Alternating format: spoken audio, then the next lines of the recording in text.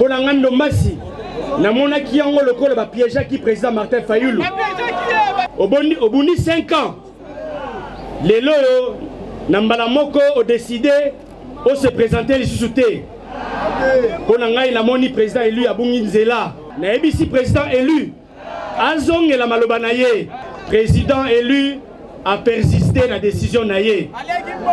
Et après mûre réflexion, grande est mon affliction de vous annoncer mon départ du parti SID.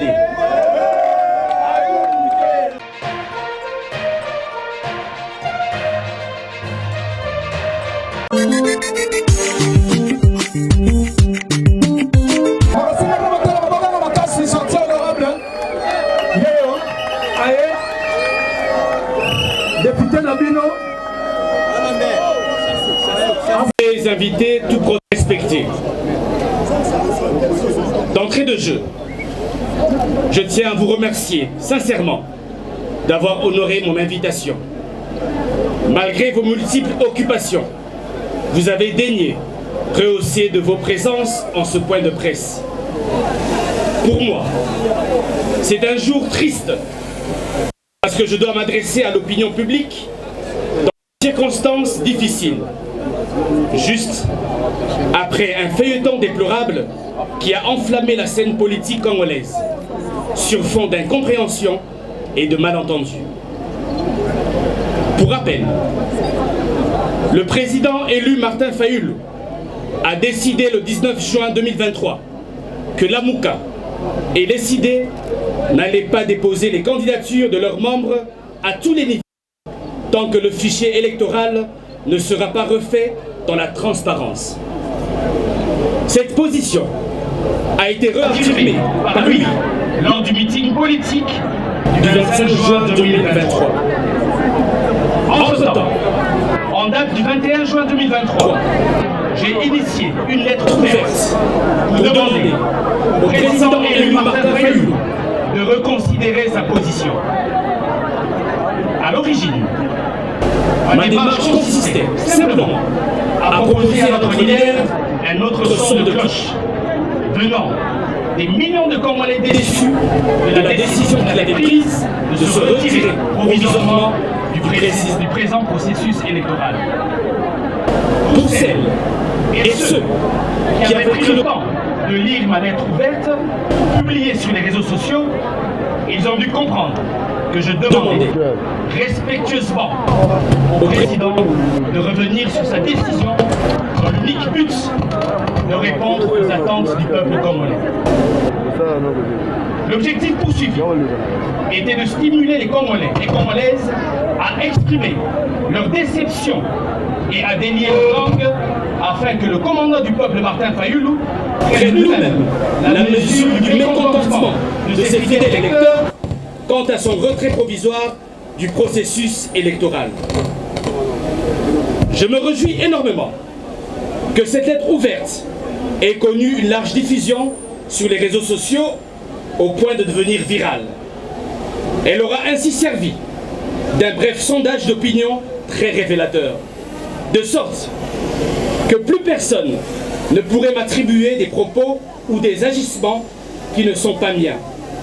Personne ne pourra déformer ni travestir la vérité. Mesdames et messieurs de la presse, distingués invités, tout protocole respecté.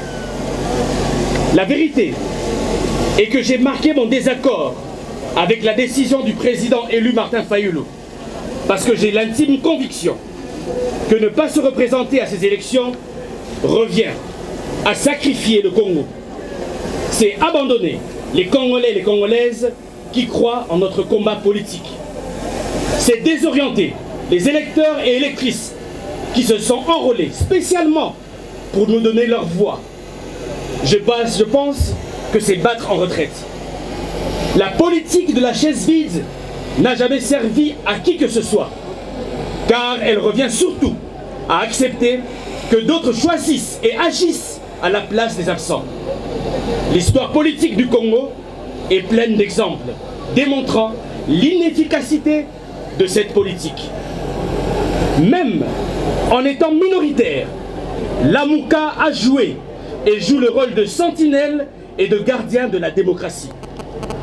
Mais si nous plaçons en marge du processus, comment jouerons-nous notre rôle de lanceur d'alerte face aux écarts et aux violations des droits humains du même pouvoir en place? Voilà les raisons qui expliquent ma position traduite par ma lettre ouverte. Voilà, mesdames et messieurs, distingués invités, il sied de rappeler que c'est au sein des institutions, sous la bannière de l'Amouka, que j'ai mené le combat pour un Congo meilleur. Ce combat, je l'ai mené contre la corruption sous toutes ses formes.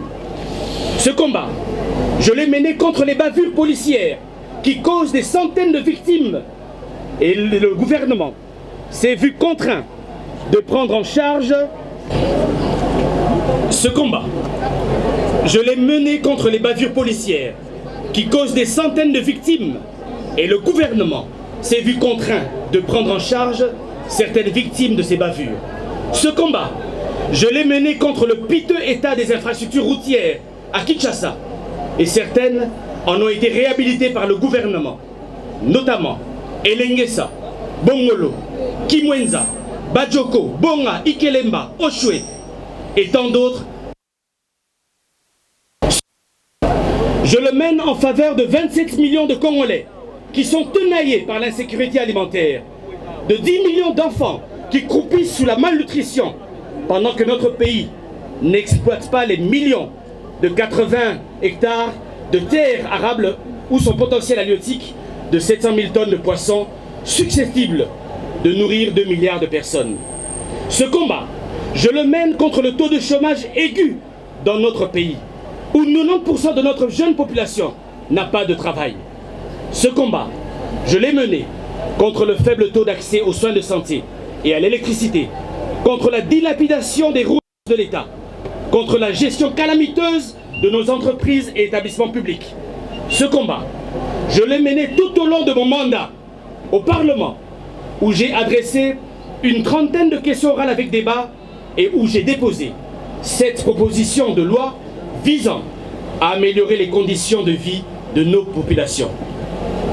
Il s'agit des propositions suivantes. La proposition de loi portant organisation et administration des soins et préhospitaliers en République démocratique du Congo. 2. La proposition de loi et fonctionnement du Corps national des sapeurs-pompiers. 3. Proposition de loi fixant les principes fondamentaux relatifs à la réparation des victimes des violences des bavures policières en RDC. 4. La proposition de loi modifiant et complétant quelques dispositions de la loi numéro 11/009 du 9 juillet 2011 portant principes fondamentaux relatifs à la protection de l'environnement. 5. La proposition de loi modifiant et complétant quelques dispositions de la loi numéro 10/010 du 27 avril 2010 relatif au marché public. La proposition de loi modifiant et complétant quelques dispositions de la loi numéro 08/010 du 7 juillet 2008 fixant les règles relatives à l'organisation et à la gestion du portefeuille de l'État. Et pour terminer, la proposition de loi modifiant et complétant quelques dispositions de la loi numéro 08/009 du 07 juillet 2008 portant dispositions générales applicables aux établissements publics. Ces initiatives législatives, sous forme de projet ou de proposition de loi, ne se font pas au sein des institutions. Ces multiples combats, disais-je, sont des combats qui se mènent mieux au sein des institutions. Car c'est au sein des institutions que se façonne le devenir de notre pays et se décide le destin de nos compatriotes. Pour tous ces motifs, j'ai pris cette grave décision. Rassurez-vous, ce n'est pas sur un coup de tête, mais elle est mûrement réfléchie. Mesdames et messieurs de la presse, distingués invités, tout protocole respecté, à l'aune de la posture tranchée du président élu Martin Fayulu de se retirer provisoirement du processus, posture que je respecte, mais dont je diverge, et après mûre réflexion, grande est mon affliction de vous annoncer mon départ du parti SID.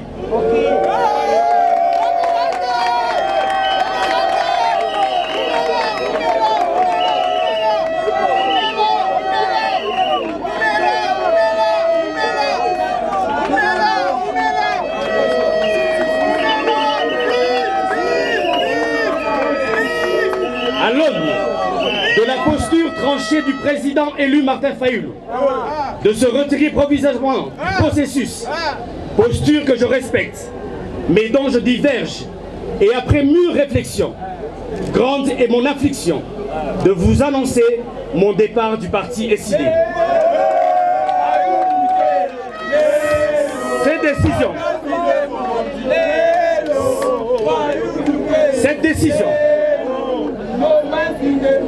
Cette décision vise l'unique but de poursuivre mon combat politique que je mène pour l'intérêt général du peuple congolais.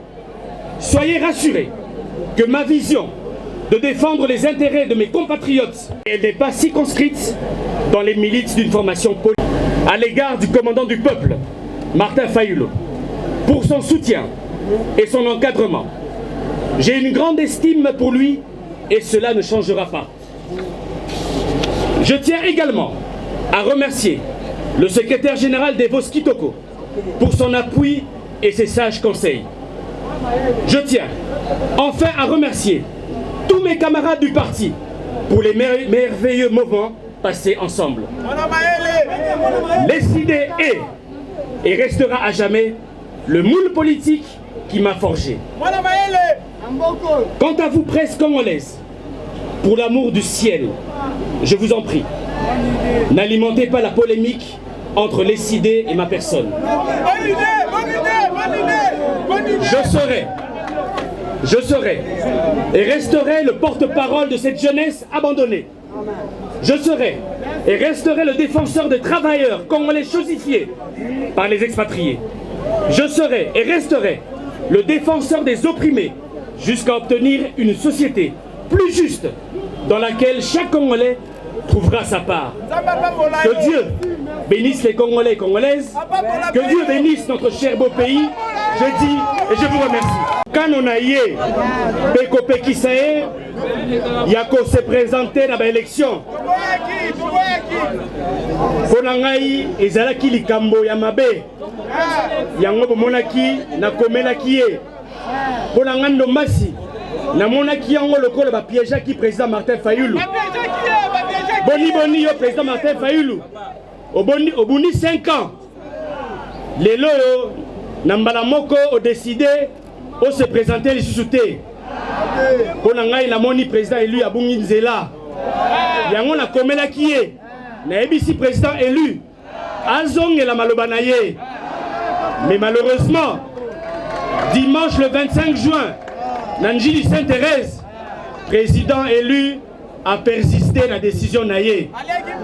Yango ngai yados nombasi na lobi boye.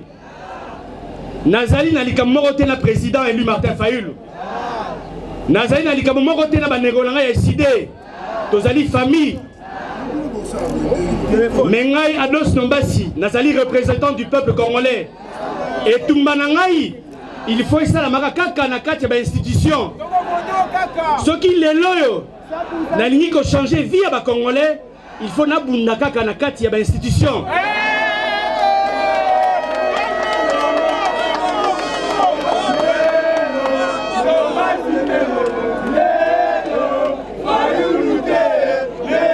Na kati ya Congo, nous avons un problème de maille, nous avons un problème de courant, nous avons un problème de sécurité alimentaire, nous avons un problème de kuluna, mais pour la conciliation, il faut tous à la kaka na institution. Yango moninga nomasi n'a déposé plus de 7 propositions de loi dans le niveau du Parlement. Mais malheureusement, président élu Martin Fayulu aboyi koyoka ngai. Yango nazui décision lelo yo ya kotika parti na ngai SID. Nako continuer tout manangai pour défendre les Congolais. Oyo bazali elo chosifié en République démocratique du Congo. Merci beaucoup, Bandeko Langai. Journaliste, et ça, communication aussi.